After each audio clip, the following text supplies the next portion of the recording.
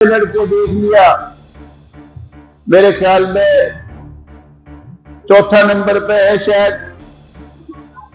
और नमस्कार, मैं नाज़मीन खान और आप देख रहे हैं SK9 न्यूज। सफेदों से भारतीय जनता पार्टी के विधायक राम कुमार गौतम बीजेपी पर दबाव बना रहे थे कि उन्हें मंत्री बनाया जाए।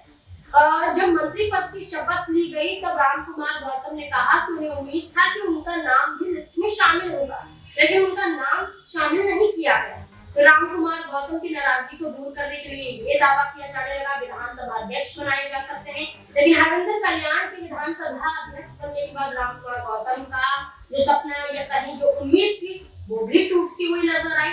अब बीजेपी का हिस्सा है लेकिन बीजेपी के समर्थन में बयान नहीं देते, लेकिन बीजेपी का हिस्सा होने से पहले वो एक और पार्टी का हिस्सा रह चुके हैं।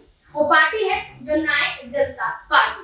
जननायक जनता पार्टी के साथ जुड़े हुए राम कुमार गौतम अगर देखा जाए तो लोकसभा चुनाव के बीच में वो बीजेपी का हिस्सा बन जाते हैं और बीजेपी सफेदों से चुनाव लड़ा देती है, लेकिन नाराजगी वहीं की वहीं कायम रहती है। दुष्यंत चौटाला ने भी मंत्री पद नहीं दिया, बीजेपी ने भी मंत्री पद नहीं दिया।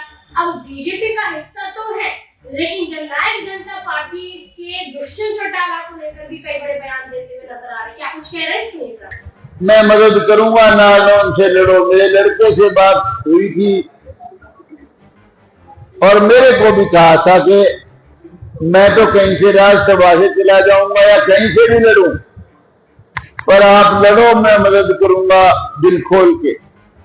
तो मैंने कहा भाई कैप्टन अभिमन्यु, ये तो अपनी अपनी सोच है लोगों की। पिछली बार उन्होंने मुझे बना दिया, बीजेपी की सरकार आई थी और तूने काम भी बहुत कर रखे थे, थोड़े नहीं किए हैं। क्योंकि हकीकत में तो यहां जो ताकत मिली है इस हल्के में, जो लोगों ने ताकत दी है, या तो वीरेंद्र सिंह को ताकत दी है और या कैप्टन अभिमन्यु को ताकत मिली है। हम तो भाई एमएलए जो तीसरी बार जरूर बन गए, लेकिन बिना ताकत के बने हैं। पहली बार हम बीजेपी के 2 एमएलए बने थे, सरकार में सीट नहीं था। दूसरी बार जब बने तो सोच तो ये थी कि भाई हमारा अजीज है, बहुत मेहनत करके हमने इस पार्टी को खड़ा किया है। मैं फाउंडर मेंबर था इस पार्टी का पिंडारा से, और उस लड़के को भी बहुत ऊंचा ले जाना चाहता था। मैं चाहता था वो तो देवीलाल की तरह से बहुत नाम कमावे, बड़ी इज्जत कमावे, लेकिन खैर उसकी अपनी सोच थी, अब उसका जिक्र नहीं करना चाहता मैं। अपनी अपनी सोच है। एक बार तो ऐसी भी नौबत आई थी विधानसभा में, मुझे कहने लगा कि आप कहते हो मैंने बनाया है, आप इस्तीफा दे के लड़के देख लो।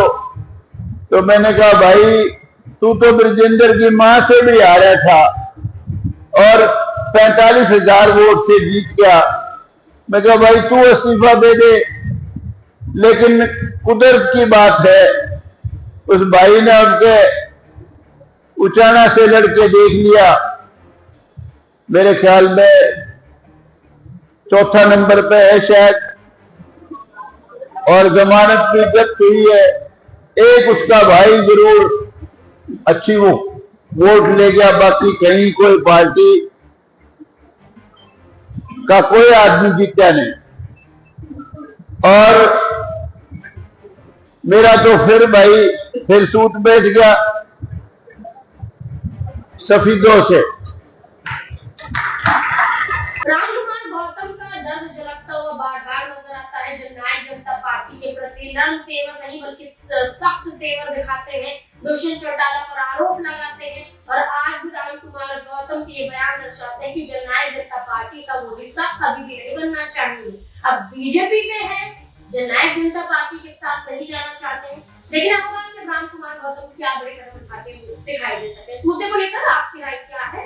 क्या जननायक जनता पार्टी पर जो आरोप राम कुमार गौतम के जरिए लगाए गए हैं, क्या वो सच साबित होते हैं? क्या है आपकी राय इस मुद्दे को लेकर? अपनी राय कमेंट सेक्शन में जरूर दें। देखते रहे SK9 न्यूज़। धन्यवाद।